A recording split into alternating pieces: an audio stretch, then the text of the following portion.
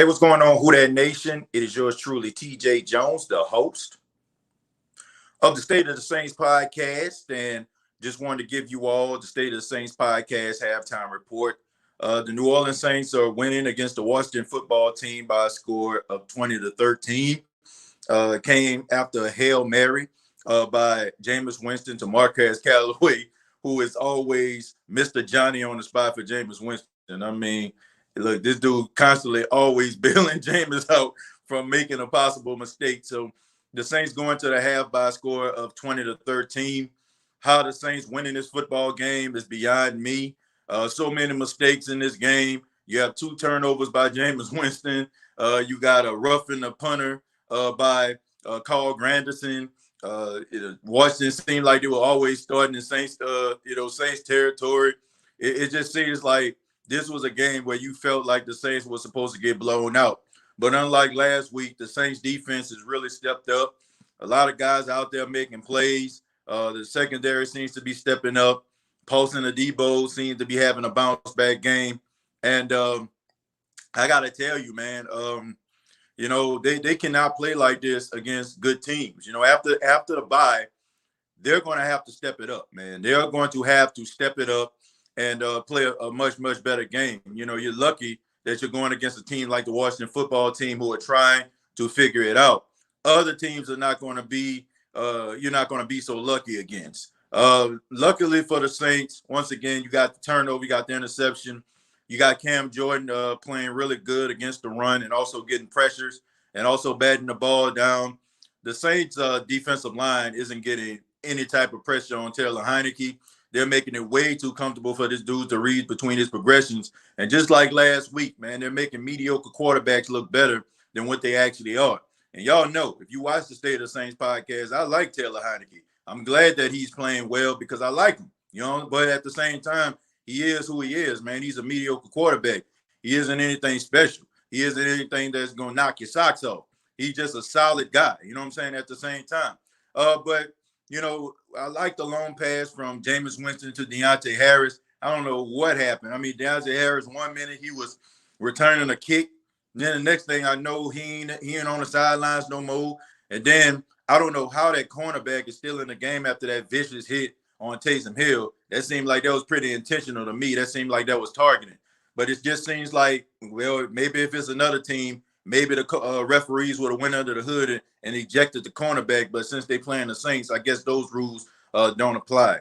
Look, what I expect in the second half from the New Orleans Saints is to limit these mistakes. I expect for them to use Alvin Kamara in the second half, running in between the tackles because he looks really good. He looks really good running between the tackles and also catching the ball out of the backfield. I think last year kind of paid dividends, and not last year, but last week actually helped the New Orleans Saints, the fact that they didn't throw the ball to Alvin Kamara. So maybe the football team came into the game not expecting the Saints to take advantage of the screen plays. But they got to limit these mistakes, man. If they limit the mistakes, they'll win this football game. More things change, the more they stay the same. Do not, I repeat, do not put this game in the hands of Cody Parkey. Okay, do not do this. Okay, this dude don't seem like he got it. Okay, it don't seem like he got it. We seen Aldrick Rosas last week missing field goals. Look, I do not want them to put the ball into the hands of Cody Parkey for a go-ahead field goal to win the game.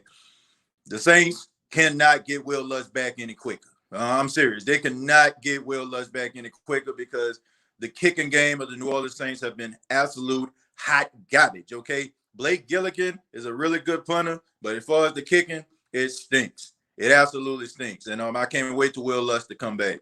But defensively, they got to get pressure on Taylor Heinicke. They need to put a spy out there at linebacker to make sure they can, stop him when he takes off. Because it seems like to me, every time he takes off, he gashes the Saints for a big play. So they need to put themselves a spy and, to watch him to make sure that he doesn't make any type of plays. I don't understand why the Saints are playing zone against these guys. It's not like they have their starting core out there. You need to allow these guys to go out there and play man. That's the reason why Taylor Heinicke is finding so many holes inside of the defense because, the zone, you know what I'm saying? Because of the zone defense they playing. They need to play man. They need to put pressure on this guy, and they need to get him off his spot. and you got to put that spy out there because he can run really well. They've been doing a really good job stopping the run. Gibson hasn't really been doing too much anything, but they got to step it up. Okay, I'm gonna take a few questions and comments. Then we're gonna get up out of here and enjoy the second half. This is going to be a different team after the bye. Can't wait to get some of these playmakers back.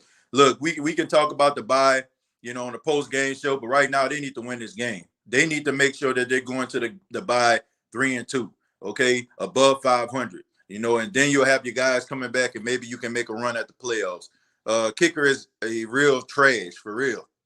That's an understatement. They showing all Jameis turnovers, but not Washington. Well, that's just what it is, man. They show Jameis turnovers because they know Jameis is known for turning the ball over. So of course they're gonna show that. They gotta sell some ratings there. This is gonna be a different team. I already read that one, and at least Cody Parker finally made an extra point. Yeah, he made 2 out of the 3 I think he kicked. Hell no, TJ, exactly. Another bad kicker. Davenport, now your model presence is missing big time on the D-line. The fact that we talking about Davenport after everybody was talking about how bad he was speaks volumes. I hate that Russell Wilson hurt, but I ain't mad about it. We'll need that against Seattle. Well, I'm definitely not happy that Russell Wilson is hurt. Russell Wilson is my favorite quarterback in the league. But this could be one of those situations just like, the Carolina Panthers where, they strike lightning in a bottle. Let's see. There's nothing like a TJ halftime show. Who that? G-Money, thank you, man. And let's go ahead and enjoy the second half. Like I said, I expect the Saints to get pressure, play a little bit more man, make sure they have a spy so Taylor Heinicke won't run, and limit the turnovers offensively, man, and also be able to sustain drives by using Alvin Kamara.